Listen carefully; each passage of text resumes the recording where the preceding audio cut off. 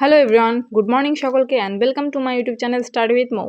Students, তোমাদের upcoming WBP, KP constable, WBSSC, group C, group D, ANM, GNM all competitive exam 2026-এর জন্য আমি কিছু জিকে কোশ্চেন এবং আনসার নিয়ে চলে এসেছি।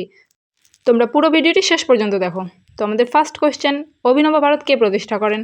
Option A Gopal Krishna Gokhale, option B Chittaranjan Das, option C Vinayak Damodar Savarkar, option D আছে শ্যামাজি কৃষ্ণ বর্মা।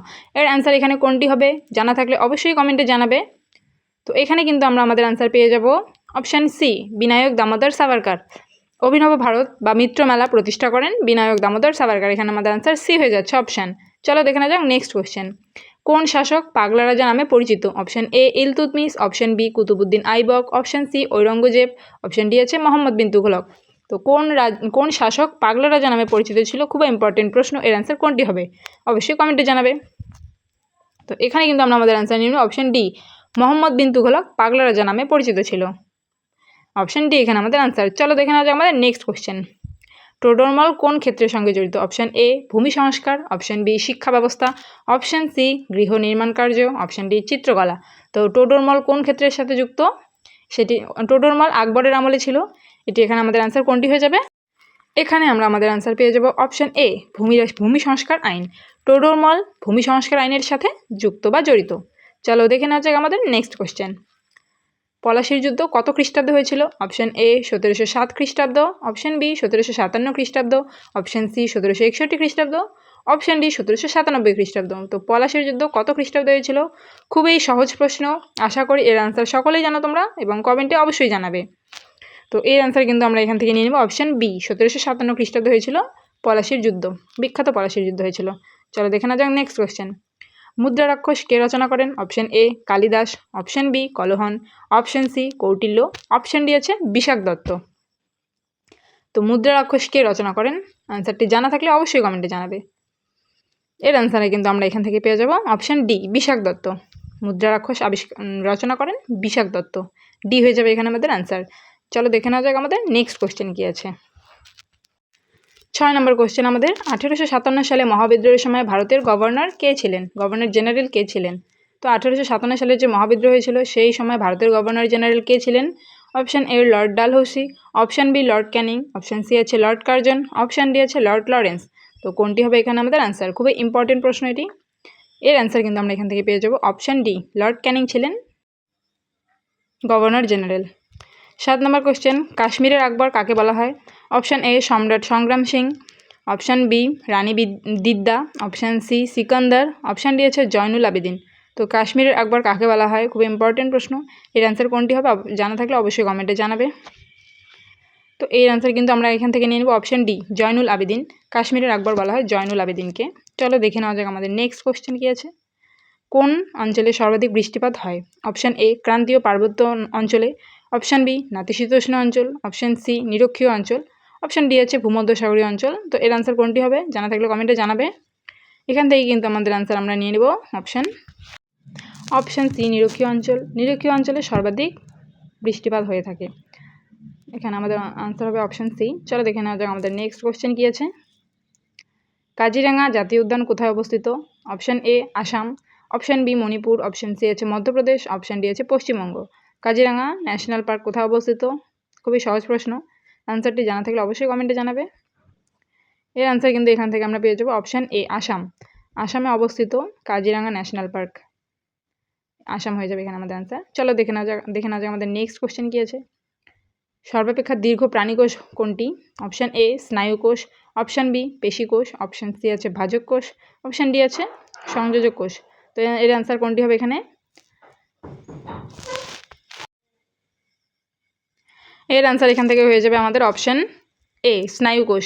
সর্বাপেক্ষা দীর্ঘ প্রাণীকোষ হলো স্নায়ুকোষ। এ এখানে আমাদের আনসার। চলো দেখে নেওয়া যাক নেক্সট কোশ্চেন। পেনাল্টি কর্নার কথাটি কোন খেলার সাথে যুক্ত? Option A tennis, option B cricket, option C football, option D আছে হকি। তো পেনাল্টি কর্নার কথাটি কোন খেলার সাথে যুক্ত? কি হবে এর আনসার? এর আনসার কিন্তু আমরা এখান থেকে নিয়ে নিব অপশান ডি হকি। হকি খেলার সাথে পেনাল্টি কর্নার কথাটি যুক্ত। নেক্সট কোশ্চেন দেখে নিচ্ছি আমাদের 12 নম্বর কোশ্চেন। বান্ধবগড় জাতীয় উদ্যান কোন রাজ্যে অবস্থিত?